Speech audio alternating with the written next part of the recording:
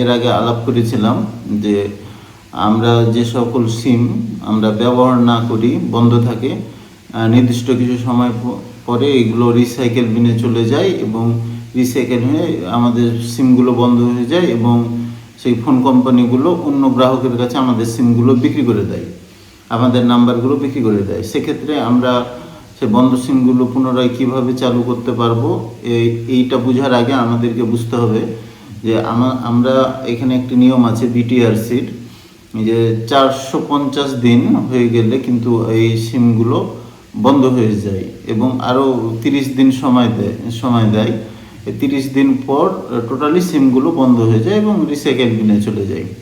তো আমাদের সেই সিমগুলো যদি অতীব প্রয়োজনীয় হয়, অনেক সময় বিকাশ অ্যাকাউন্ট খোলা থাকে, ইমো, হোয়াটসঅ্যাপ, বিভিন্ন গুরুত্বপূর্ণ অ্যাপসগুলো খোলা থাকে, এই জন্য আমাদের এই সিমগুলো অন্য কেউ ব্যবহার করলে একটা জটিলতা সৃষ্টি হয়। আমাদের এই সিমগুলো ফিরে পেতে না আমাদেরকে যা করতে হবে যে আমাদের 1-to-1, এটা প্রায় ম্যাক্সিমাম ফোন কোম্পানিগুলো, সিম কোম্পানিগুলোর হেল্পলাইন সার্ভিস, আমাদেরকে এই হেল্পলাইনে কল দিতে হবে এবং কল দেওয়ার পরে আমাদের সেখানে কাস্টমার ম্যানেজারের সাথে কথা বলার অপশন থাকে।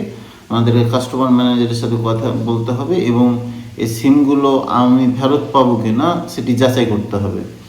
তার সাথে কথা বলার পর তার নাম্বারটা চাইবে এবং বিভিন্ন এটা ভেরিফাইড করার জন্য যে সিমটি আপনার কিনা এটা ভেরিফাইড করার জন্য বিভিন্ন ইনফরমেশান চাইবে। এই ইনফরমেশানগুলো দেওয়ার পরে কাস্টমার সার্ভিস ম্যানেজার আপনাকে জানিয়ে দেবে আপনি সিমটা তুলতে পারবেন কিনা। যদি বিক্রি না হয়ে থাকে, সেই সিমটি বন্ধ হয়েছে কিন্তু বিক্রি হয়নি, তাহলে আপনি এই সিমটি তুলতে পারবেন এবং এটা কাস্টমার সার্ভিস ম্যানেজারের কাছে নিশ্চিত হয়ে, অথবা গ্রামীণ customer service, Banglalink customer service, যে কোনো কাস্টমার সার্ভিসে আপনি গিয়ে এই তথ্যগুলো দিয়ে আপনি জানতে পারবেন। সিমটি যদি অ্যাভেলেবল থাকে তাহলে আপনি সেখানে আপনার ফিঙ্গারপ্রিন্ট, এনআইডি কার্ড, এই তথ্যগুলো দিয়ে আপনি সিমটি তুলতে পারবেন এবং এই সিমটি ব্যবহার করতে পারবেন। আর যদি সিমগুলো বিক্রি হয়ে যায় তাহলে সেখানে আর কোনো সুযোগ থাকবে না।